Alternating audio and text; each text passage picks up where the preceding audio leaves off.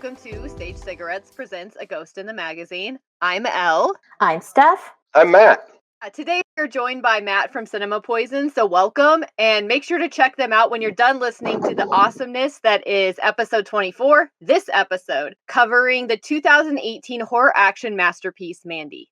It's hard to boil this one down into a quick synopsis, but I'm gonna try. The movie is split into 3 parts that have distinctive storytelling and stylistic theme. The first section is titled The Shadow Mountains, and it's heavy with the mundane happiness, security, and isolation that Red and Mandy live in. It opens with him in his truck turning his stereo off in the middle of some hyperbolic declaration of it being a time of religious purity, as it is said in 1983.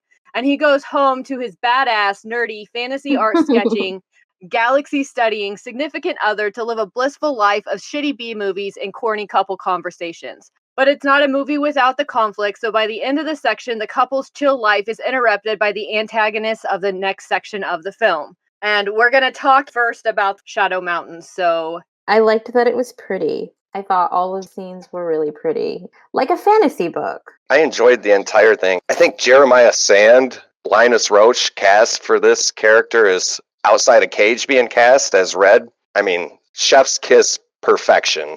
Yeah, I think he just does a phenomenal job.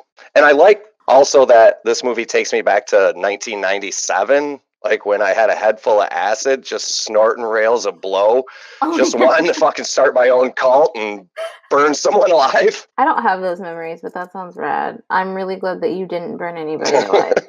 I didn't. It was an afterthought. Okay, cool. I mean, that's probably a thing that drugs do. Yes. But you know how we feel about Nick Cage being cast in pretty much anything. Yeah, we try to cast him in things he's not in.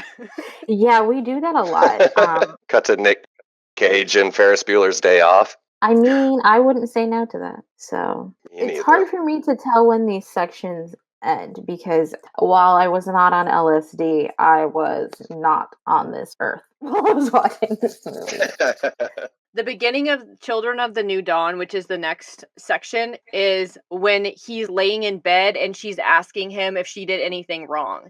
So it goes right up to that point. So when he sees Mandy on the road and there's that kind of artistic freeze frame there, that's part of that first section. That hurts my soul because she's just so...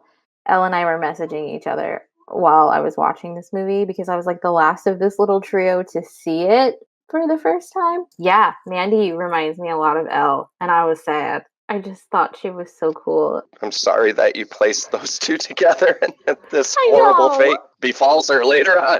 When I first watched this, though, I was like, this is my sister. And so when she was brutally murdered, it was quite a shock for me. But yeah. I'm not really a revenge movie person, so it definitely helped pull me in. She's just minding her own business, being a fairy tale creature, and where does he get off? He's just really immediately enamored with her. That's not her fault. Go away. Yeah. Oh, absolutely not. I think that there is this real fairy tale thing to the first part, and I did read a lot of reviews that are like, oh, it's slow. But the thing I liked about it being slow and it establishing this relationship with them is a lot of times we're fed these movies where we're supposed to believe that these people have this fantastic relationship, but there's nothing that's like actually confirming that for us. Yes. Coming out of Chopping Mall and their love at first sight bullshit. Yeah, Chopping Mall is a lot. There's something to be said for character building. Yeah. I just really like Red and Mandy together. She's so like small and out of this world, and he's like, you wouldn't necessarily put them two together, but they work together, and he's so rough to her soft, and that obviously gets amplified through this movie. Again, with the story building elements, that he's actually a lumberjack, and when he goes completely like turbo big dick energy later, there's basis for it. Again, this movie does such a good job. Like, we were trying to figure out how they were good shots in the last movie and everything else, and how they were MacGyvering shit. This gives you all of it. And I mean, yeah, the pacing of it is a little weird, but there's also just a lot of artistic value, I think, to a lot of it. It's really dreamy. Yeah, those cycling lights while they're just laying in bed together, I thought it was fucking great. Yeah. Not while I'm laying in bed, but yes. I was just reading that they constructed this cabin from scratch for this film on top of like an old Boy Scout retreat or something. And this place looks cool as shit. Those windows, I couldn't figure out at first if they were laying outside or like in a tent or not. And I just really love the windows. So, Children of the Dawn amps up the sinister and surreal aspects of the film. While the visual effects of the first section are dreamlike and even comforting, once uncomfortably damp Grandpa Jesus, Jeremiah, decides he'd like to show Mandy his shitty Peter Frampton wrinkly dick music. His cult of hillbilly-ass motherfuckers that look like they crawled out of the Cascade foothills summon a demonic balls-tripping biker gang to kidnap the couple. They drug Mandy in a scene that my brain is constantly trying to write out of my memory, and then he shows her what he's got and gets big butthurt and murders her when she reacts reasonably by laughing at his clown ass. From there on out, it's all Red having the most badass breakdown imaginable, reacting to heavy metal dreams by chugging bathroom liquor and howling in his tighty whities. The burn of his rage culminates in an epic blacksmithing scene, and a flicker of black metal scrawl announces the final section of the movie. Okay, listen. My description of this was that a weird old guy plays a sharp ocarina and then Pinhead's sticky cousins show up because they look like Cenobites. Is that on purpose? I have that written. These Cenobite bikers. Pinhead's kin. And Elbite shows her what he has. Do you mean a tiny pecker? Yes. Yes. His little old guy did. Okay, just wanted to clarify. Which, okay, that scene bothered the fuck out of me because he really thought he was doing something and he's just wiggling it around. And then he gets upset when she's laughing uncontrollably. Like, sir, what did you expect? Got like fucking weird bee venom in her body. Oh, yeah. Okay. Yeah, it's fucked up. Prior to that, did you notice like he was begging one of his sisters to go get Mandy and she declines? So he says to her, he's like, please. Yes. Why? Because he's a whiny little dick bitch. And he's not used to people telling him no, but that's because they're all on bad LSD. Of course they're going to say yes. They don't know what the fuck they're doing. Can I just point out, as he's showing her his stuff, I think that this distorted audio that she is hearing from him, maybe all of them are hearing it. I think it just adds an ambiance. It just fucking sounds cool as fuck until he disrobes to his own Charles Manson music. Yes, oh my god, it is so uncomfortable. What I did when I saw that scene was I started fucking laughing way earlier. When he dropped his robe, I was fucking howling. So when she got punished for doing the fucking right thing, the only reaction that one can have in such a situation made me feel very sad. That face morph between the two of them I thought was pretty cool. I did write that down because I was high. When that was happening, I started leaning in towards the TV. Like, I think that scene is witchcraft. I saw somebody say that it's like he was trying to impose his will upon her, but he couldn't. He kept clicking back out into her face, you know? I thought it was a very interesting effect. I liked it. That definitely tracks what you're saying. I mean, it makes perfect sense. But what does he start doing after she starts laughing at him immediately? Stop! Don't look at me! It's like this fucking huge bitch fit. First of all, he starts jerking off, and that's not working. So she laughs a lot more at him. That was really aggressive for no reason. I noticed that. Ew! God damn it! Yeah, and he's like, "Don't you fucking look at me!" But I'm like, how are we not supposed to look at you? You got your dick out, dude. You're hanging dong. Everyone's looking at you. Right. I mean, I'm looking. I mean, Unfortunately, I also was looking. He's kind of like classic nice guy and decides that because she doesn't want what he's got, now she's an ugly whore. And they go to talk to Red, and he wants to like reassert himself as HBIC, and he's like, look how much she loves me, and she does the thing. And I wish y'all could see what this paper looks like. It is just, and in all capitals in the middle of the page, I put, you ripped my shirt! Exclamation point. Yes. There was a lot of Jesus-y things in here that bothered me. So when Red's all strung up, he looks like Jesus on the cross, and there's another scene where there's like a nail in his hand. And this dude says, this is where Jesus fucked up. He should have offered a sacrifice in his stead. So he chooses Mandy. In rather volatile fashion, I'll say. I didn't like any of that. I didn't know what the fuck this movie was when I started watching it. I didn't look anything up about it. All I had was that still of him covered in blood, and I didn't expect this. When they go and they summon the biker Cenobites, the Cenobites require a human sacrifice as well, so they give them that little nerdy-looking dude in the cult, and the one dude is like, Davis? blood for blood, so that's the only way that they agreed to go kidnap Mandy. This is just really frustrating to me because it's all made up bullshit. They're just making up these fucking rules. Well, the whole thing kind of pushes that edge of like, is this something supernatural or is this just a bunch of psychotic people? It is. They're on bad drugs. They're on bad drugs. Yeah, I'd lean towards the latter. They have artifacts, like all of the way it's framed. It's just like, it's really interesting storytelling, I guess. It's just a lot for A me. ceremonial dagger? Yes, like this stuff has come up a lot lately in like Okay. my normal everyday conversation, and how that dude went into the woods and all of a sudden there's a religion. Oh, good old Joe No offense, Smith. Mormon. It's not just that. He's like this failed artist that starts a cult. I mean, how many times has that happened? It's not just Manson, which is the obvious one, but like, what about L. Ron Hubbard? He was a failed novelist that decided to start a cult. This happens all the time. It's like when your shitty art can't cut it, you go and start a cult. No, there are levels between I failed at this one thing I thought I would be good at and starting a cult, assholes. Thing is, Steph, is it's not that they thought they'd be good at it or even that they're expressing themselves. These are vainglorious people. These are people that are just obsessed with themselves and they never come into art with the right ideas. They're always very much cult of personality. There's always a sociopathy with these people. Well, it makes me tired. As it should. They stab him, right? With that dagger. That's another thing. That's why it was so about Jesus, because that's how Jesus actually died. They speared him in the side with the spear of destiny or whatever, and that's what they did to him. I saw Jeremiah as like a Jesus figure. He thought that he could just decide who has a soul and all this other shit. But he's like a false Jesus, and Red is actual Jesus. It's all through him that he is anointing him, the guy who comes to kill him.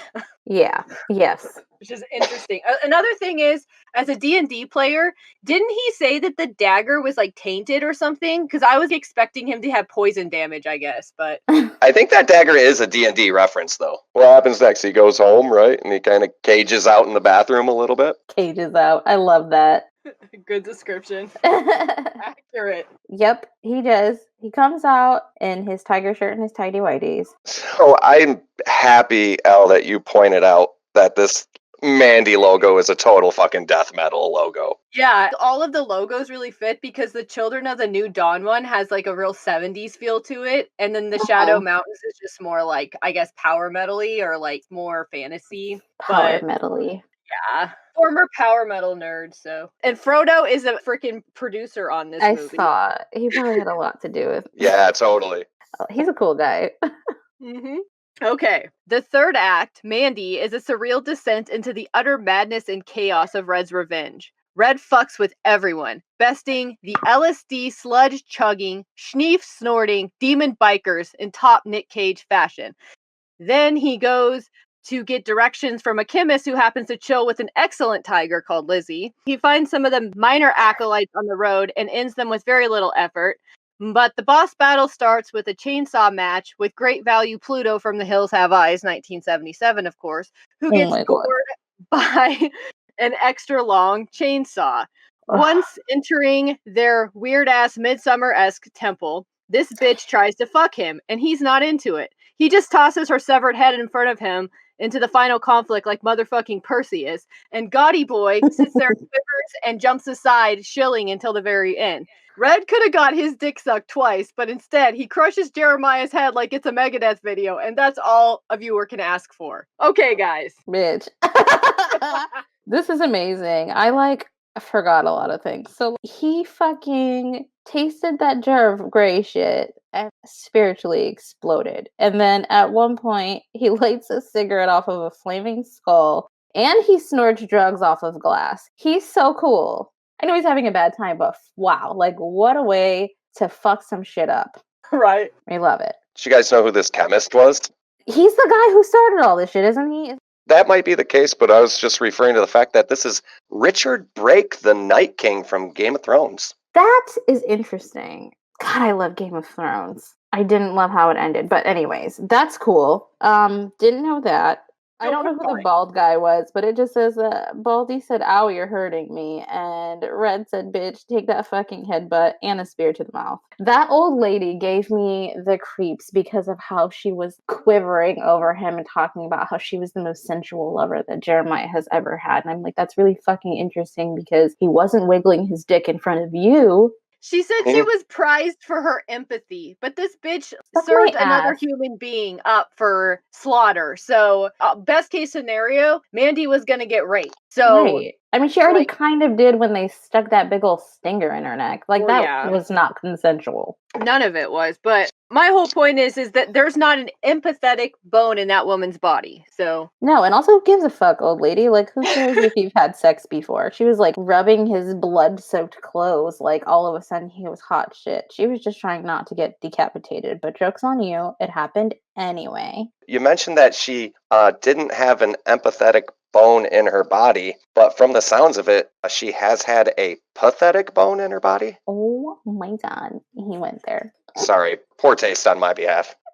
I mean, that's good. We love that. we love that shit. I just think it's really fucking interesting the many mood swings that Jeremiah had when Red finally came for him, because Red is a silent killer besides the fact where he was like distraught over his shirt. Rightfully so, they ripped that shit. So Jeremiah went through all of these swings. Like, he went from screaming because his little lady's head hit him, and then like trying to suck Red off in exchange for his life, which I'm like, salvation doesn't come from dudes who offer near-death blowjobs. Period. This movie is just so wild. It just goes so many places I just wasn't ready for. And then, he really tried to save himself at the end, like he's Big Daddy, and nope, he got his head popped. And so I was just wondering, and this is a really inappropriate question that I'm going to ask anyway. So when Red squeezed his head and it popped, did he come, or was it just relief from post-exertion? Like the amount of exertion it takes to squish a head. Okay, I'm going to go with he did, and like, good for you. Wasn't he saying also like, you can't harm me or some shit because I'm touched by God and all this shit, and then he just gets the fucking mountain fucking skull just crushed. Yeah, it was gruesome. Yeah, and then when the thing was set on fire, it was very Midsummer in my mind. I don't know what that symbolism is of the burning triangle building, but this one had a cross on it. That's a film I've yet to see, and everybody has been recommending it to me lately. I can't believe you still haven't watched it. I will watch it, I promise. So he's in the car and he's just covered in fucking gore. This is the gif that we all see online of him turning and smiling. And he sees Mandy there, and she's still pristine and beautiful and just like she always was, because he has revenged for her and preserved her in his memory as who she was, but it has changed him dramatically. The thought that came to my head was baptized in blood. Yes. And then it shows the first moment they met, I think, because they're like at a party. And again, it's like the story started then, and this is what it has culminated in, is this like massive transformation for Red, and like her just being the same mystical creature she always was. My heart. I will take any film that ends with Nick Cage covered in the viscera of some fucking sex cult. I'm down for it. So much same. 100%. I mean, anything with Nick Cage in general, and that's just like the cherry on top. So, Steph, did you like it? Yes.